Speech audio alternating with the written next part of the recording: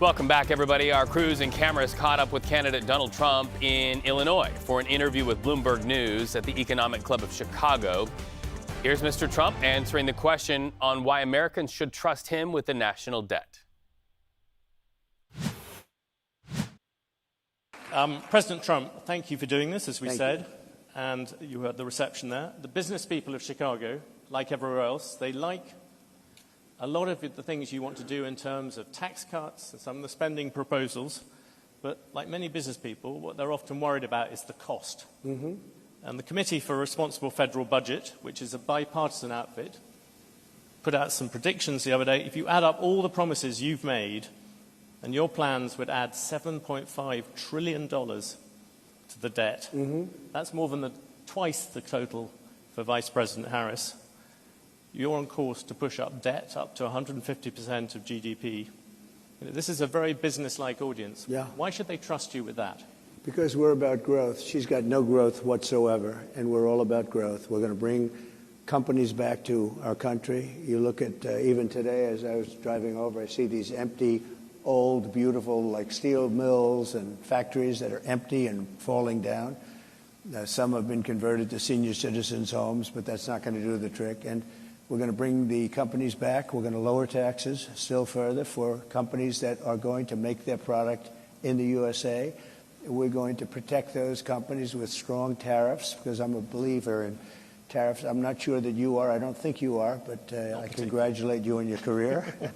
But to me, the most beautiful word in the dictionary is tariff, and it's my favorite word. It needs a public relations firm to help it, but to me, it's the most beautiful word in the dictionary. Tariffs, do you think that will bring in the revenues? To use another bipartisan group, Peterson Institute, they say they'll only bring in $200 billion. That is that's barely the cost of two of your promises. Yeah, but that's like, for what company are you talking about, okay?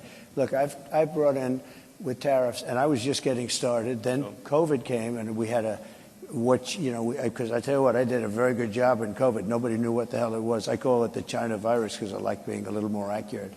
But when that came, but we got hundreds of billions of dollars just from China alone, and I hadn't even started yet.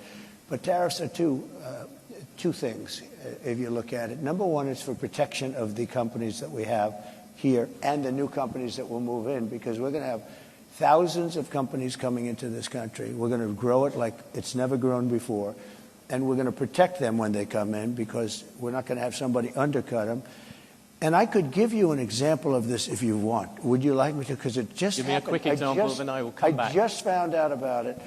So I've been talking about for the last year about Detroit and how horribly it has been. It's just horrible, because we've been talking about Detroit's coming back for 40 years, and it's never come back. And it's very dependent on the car industry. Well, they've lost 60% of the business over a long period of time.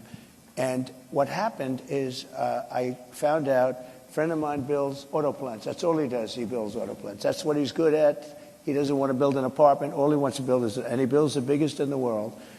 And for the last year and a half, if anybody's heard me speak, I was talking about Mexico as a tremendous challenge for us right now. Tremendous. China is building massive auto plants in Mexico. And they're going to build them, and they're going to take those cars and sell them into the United States. They're very near the border. And they're going to have all the advantages and none of the disadvantages. And that's going to be the end of Michigan. It's going to be the end of, frankly, South Carolina. Going to be the end of everything. So I've been talking about this, and I said to him about 9 months ago, I said, you know what? I want you to do me a favor, John. His name is John. I don't want to give his last name because he might not like it. But I said, I want to see an auto plant. I want to go and see one of these. You press a button and everything works, right? I want to see one of the big ones. He said, all right, good. I said, where do we go? I'd like to go to Michigan. I'd like to go to someplace in the United States. He said, no, we can't do that. Why? We're not building anything big in the United States. That's not where we don't build the big ones here. I said, where are you building the biggest ones? He said, in Mexico. We're building giant plants, the biggest plants anywhere in the world. In Mexico, I said. So you mean they're going to make cars cheaply? They have advantages over labor and other things. And they're going to sell them into the United States. And they're going to put Michigan out of business. Is that what?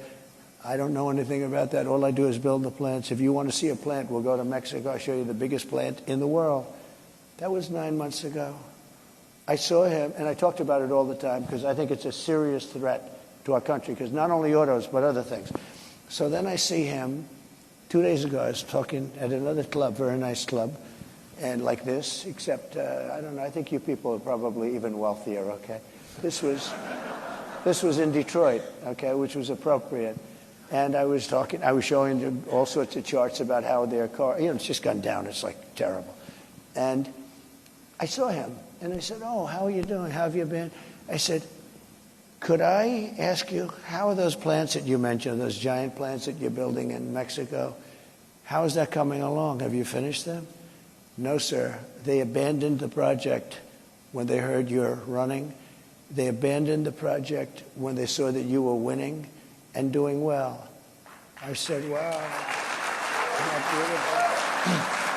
beautiful?" All the same. Because I told them, and I said it publicly, they're not going to sell one car into the United States. I said, if I run this country, if I'm going to be president of this country, I'm going to put a 100, 200, 2,000% tariff. They're not going to sell one car into the United States because we're not going to destroy our country.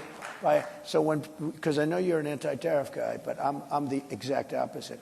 If I had, there was no other way I could have stopped them other than, what am I going to do, negotiate with Mexico or China? You're not going to get anything from that. I said I'm going to put a 100, 200, or 300. I'm going to put the highest tariff in history, meaning I'm going to stop them from ever selling a car into the United States. So I just see the guy by accident. I see him. He says, "Sir, they've abandoned the," and by the way, they built foundations. They were really rocking. They were going to do it.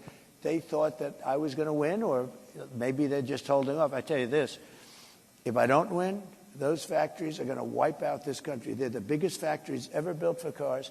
They're going to wipe out our country. If she wins, and she doesn't know what the hell she's doing. If she wins, she's not going to be thinking about, I couldn't, every speech I made having to do with cars, but every speech I made having to do with tariffs, I'd mentioned that our country is being threatened by Mexico. Now, all of those things, beyond even the car companies, all of those things are now dead. They're dead. I asked him, will they start? Probably not. They're dead as a doornail. If she gets in, it'll start up again. President Trump, I let you give your example. No, you talked a lot about tariffs. You look at the American economy, 40 million jobs rely on trade. It counts for 27% of GDP. Okay. If you cut that off, that's also going to have an effect on many, many business people here. Yeah. Tariffs also have another side. Isn't that something that you have to acknowledge? No. You could be plunging America into the... You're listening to former President Donald Trump talking to the Economic Club of Chicago there. CBS News 24/7 producers will be listening in the background to any news-making items that the former president has to say. 3 weeks ago until Election Day, talking the economy, it's a very big deal. As soon as we see some of those news-making headlines, we can turn it around too quickly. That's what we do here on this broadcast.